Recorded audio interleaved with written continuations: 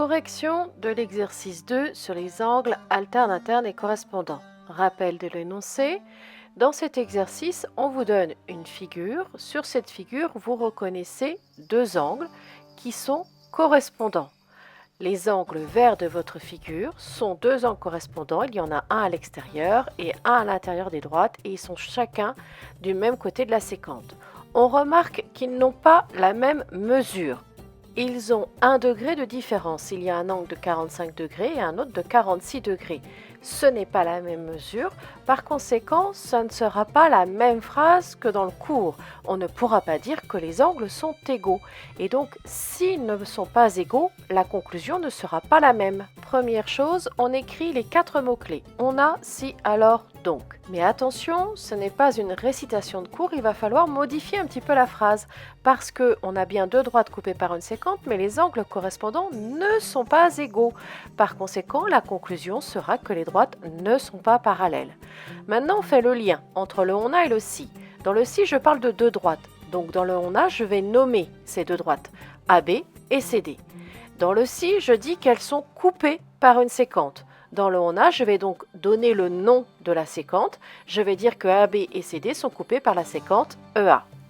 Dans le si, je parle d'angles correspondants non égaux. Dans le on a, je vais donc donner le nom des deux angles correspondants non égaux. Comme déjà dit dans l'exercice 1, nommez bien les angles avec 3 points, comme appris en 6e. Attention, dites bien que les deux angles correspondants ne sont pas égaux, car c'est cette particularité qui nous permet de conclure que les droites ne sont pas parallèles. Maintenant que j'ai fini le lien avec le si et le on a, je fais le lien avec le alors et le donc. Dans le alors, je parle des droites. Dans le donc, je vais donc nommer ces deux droites qui s'appellent AB et CD. Puis, dans le alors, je dis que les droites ne sont pas parallèles. Dans le donc, je vais dire qu'elles ne sont pas parallèles. Pas de magie. Si vous appliquez les conseils de rigueur avec les couleurs et les liens, on a si et l'autre lien alors donc. Vous devez réussir les démonstrations. Prenez le temps de faire ce que je vous conseille depuis le début de l'année. Passons maintenant à l'exercice 3. Dans cet exercice, on vous donne une figure où il y a plusieurs droites et plusieurs séquentes. Donc il faut commencer par repérer quelles sont les deux droites avec lesquelles vous allez travailler et quelle est la séquente qui va être utilisée. Et ce sont les angles qui vont vous donner la réponse.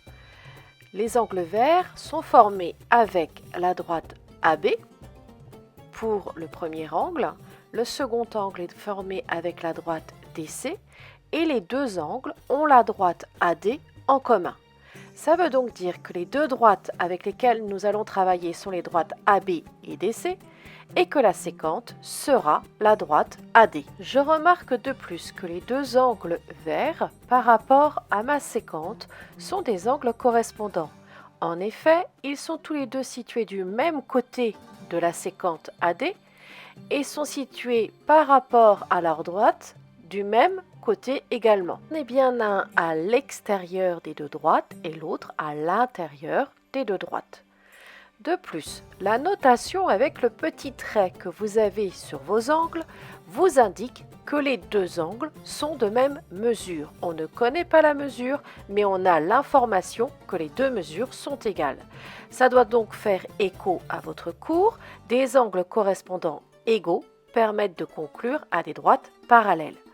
On commence la démonstration toujours avec le même réflexe. On commence par écrire les 4 mots-clés on a, si, alors, donc. Et on va réciter le cours. Si j'ai deux droites coupées par une séquente avec des angles correspondants égaux, alors les deux droites sont parallèles. Maintenant, on fait le lien. On a si. Dans le si, je parle de deux droites. Je vais donc donner leur nom dans le on a, qui est DC et AB. Dans le si, je parle d'une séquente. Il va donc falloir que je la nomme dans le on a.